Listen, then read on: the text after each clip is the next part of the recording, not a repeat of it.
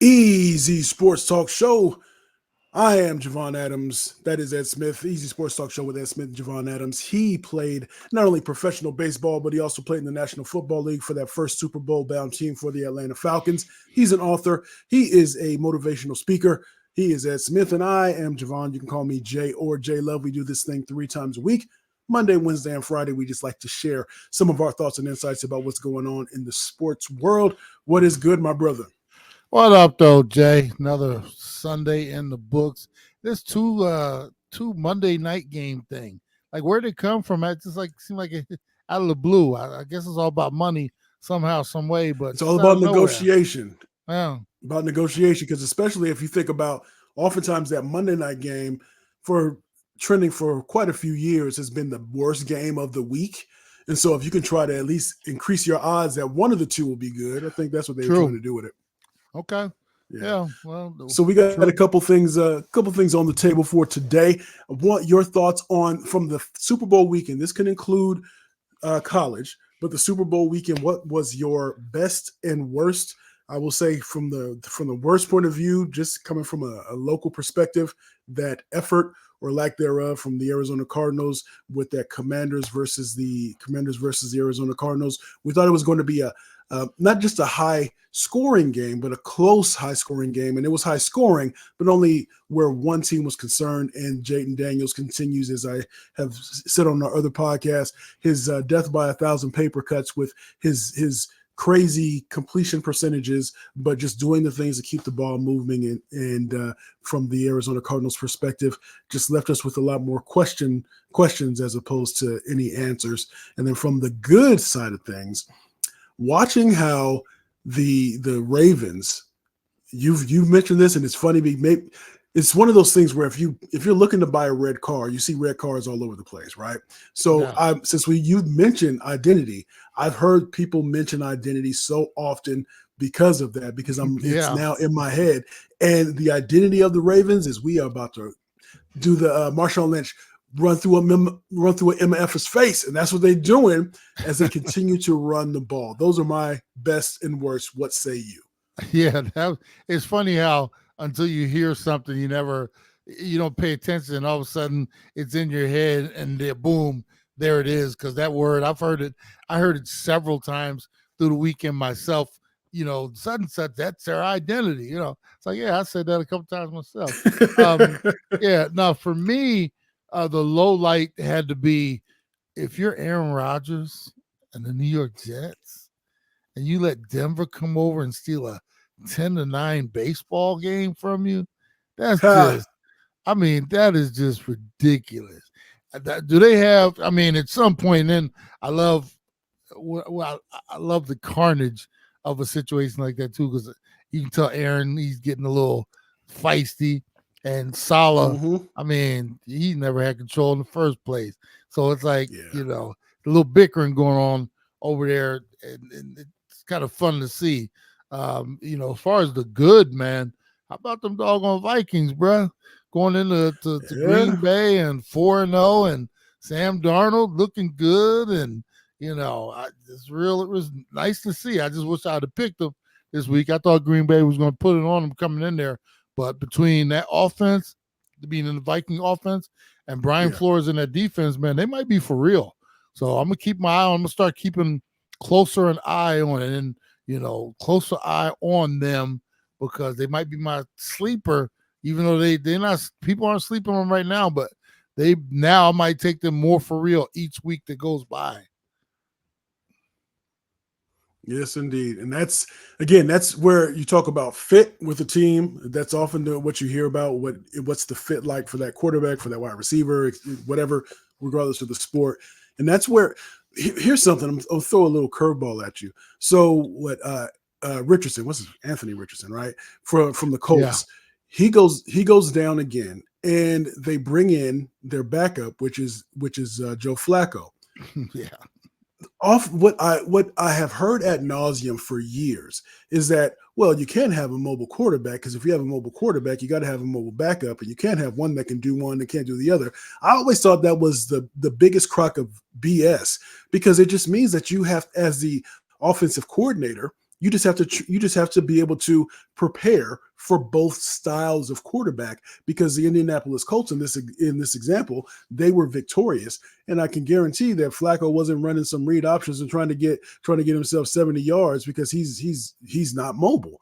And I wanted just your thoughts on that misnomer that if you got a running quarterback or a mobile quarterback, you got to have a mobile backup.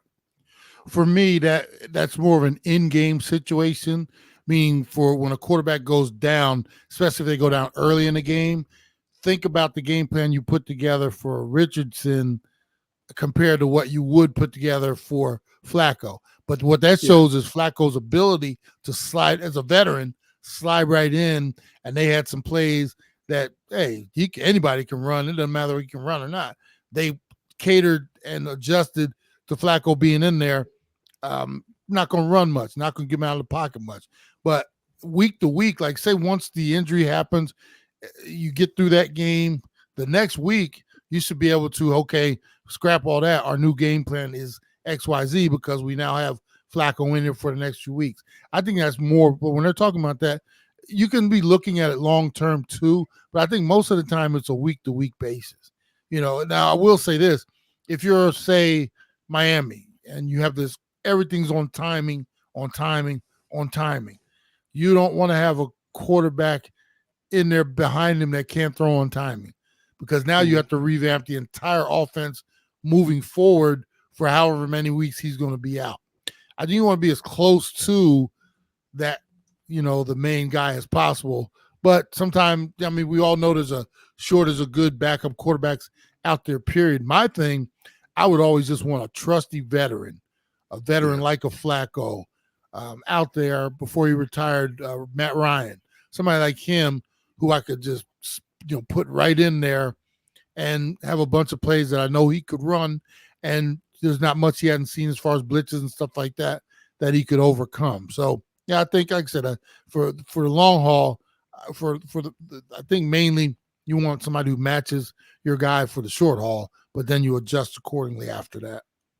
And what's your opinion on backup quarterbacks? Because I've heard that argument as well, where there's just not enough quality backup quarterbacks. But I would contend that organizations want you to think that there's not enough quality backup quarterbacks because they don't want to pay a backup quarterback any substantial amount of money. I'm not trying to say if you pay your starter $30 million a year that you're going to pay your backup 20, but it's better than having such a drop off, because if you're correlating pay with talent, that paying somebody league minimum and they're your backup and your starter goes out the first week of the season or the second week of the season, and now you're thinking, well, we got to make a trade. No. You could have planned better to be able to have a good backup in there. That might mean you might have to do some better negotiating when it comes to some of the other skill positions. But if the quarterback position is so important to your team's success, then you have to allocate the resources, financial resources, to get somebody in there that's at least going to make you feel comfortable with being able to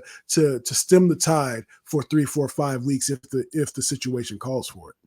Absolutely. It's all a dollar thing, Jay. Nobody wants to have like $8 or $9 million sitting on the bench.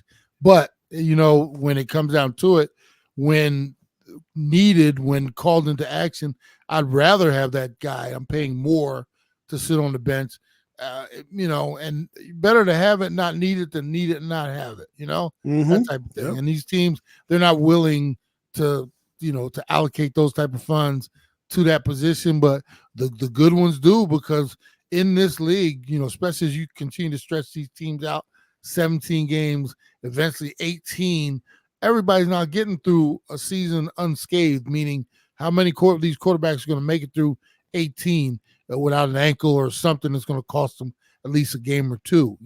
Forget the long-term ones we see all the time. But, yeah, I would rather spend it and have it sitting there just in case than to not and have some of these bad excuses for backups. You hear some of the names, and it's like, I don't even know where that dude went to college. When you calling a dude's name out as your backup quarterback, I at least want to know where the dude went to school. That's at the very least. You say, oh, that's what that dude is. Oh, he's our back. Okay, straight up, I got you. Yeah, but most of these guys like who and where. You never heard of them before. That's when they're pinching the bottom of the barrel. And it always comes back to bite them, though. It always comes to get them in the end. All right, so Easy Sports Talk Show. He's Ed Smith. I'm Javon Adams. Again, we do this thing 3 times a week. We also have a podcast that we do called Believe in the Arizona Cardinals. Believe in the Arizona Cardinals, as we cover, of course, the Arizona Cardinals for the National Football League. That podcast is twice a week on Mondays and Thursdays. Mondays, we look back on the team that was the matchup that just took place, and Thursdays we look ahead to the next opponent. So we give our insight and we break it down for you and give our opinion. So make sure if you are not an Arizona Cardinals fan, but you know an Arizona Cardinal fan, then make sure you let them know. Just search Believe, BLEAV, in the Arizona Cardinals, wherever you find your podcast, and we do appreciate it. So, easysportstalk.com. Over the weekend, on Friday night, my younger son hits me up, and he says, Dad, they just traded Cat to the Knicks. They just traded Cat to the Knicks. And so I'm searching ESPN, and he must have got the word just a few minutes before I did, because it finally came through about 10 minutes later. And the New York Knicks traded for Karl Anthony Towns. They traded him, of course, to the Minnesota. They traded with the Minnesota Timberwolves, and the Minnesota Timberwolves acquired Julius Randle and DiVincenzo and a first round pick. This seems like the fit seems weird for both of them, because Julius Randle, he was on the Lakers back in the day, and I was, as often happens with me with any type of rookie comes to the Lakers, I'm thinking he could be the next one, and he wasn't. But I think he was a round peg in a square hole type of thing, because Julius Randle really needs the ball in his hand to really be that dude.